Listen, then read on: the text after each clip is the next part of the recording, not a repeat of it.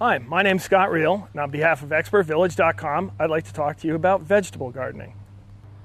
Probably everybody's favorite vegetable to grow in the vegetable garden is tomatoes. And boy, you can go into the supermarket and buy a tomato almost any time of the year, but there is nothing like the flavor you're going to get out of one that you've grown and raised in your own garden. That said, there's a lot of different tomatoes to choose out there, so let's take a look at some of the different types of tomatoes and find the ones that are going to work best for you in your garden. One of the first ones to look at, and one that I think is a lot of fun for kids, are the small cherry type tomatoes. This is one called Sweet 100s I'm a big fan of. There's a lot of other ones out there. There's cherries, grapes, there's Super Sweet 100 and Sweet Millions. But the idea here is a lot of little tomatoes on a not so big shrub.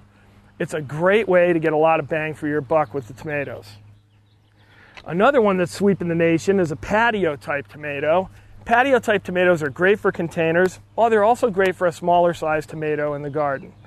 They tend to be very prolific and you get a lot of fruit out of not so big a plant. So it's a great one for smaller apartment dwellers or people with a limited amount of space. My favorites to grow are the heirloom tomatoes. I think heirlooms are probably best because, well, one, there's a great gardening story behind them, and gardening stories are always fun to tell to other people. And two, they're not bred for shipping, they're not bred for size, they're bred for one thing, they're bred for flavor, and the best flavor comes out.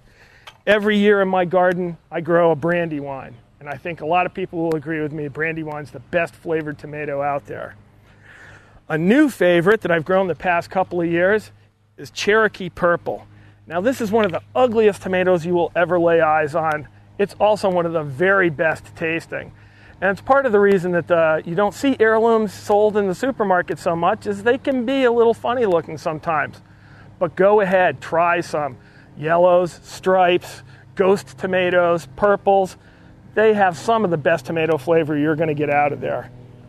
And last but not least, I always grow some pear type tomatoes for sauces, for growing, for eating spaghetti sauces and things like that. It really makes for a flavor combination that you can add to almost any sauce and end up with a really nice product. So enjoy the tomatoes in your garden, have fun growing them, and above all, enjoy eating them.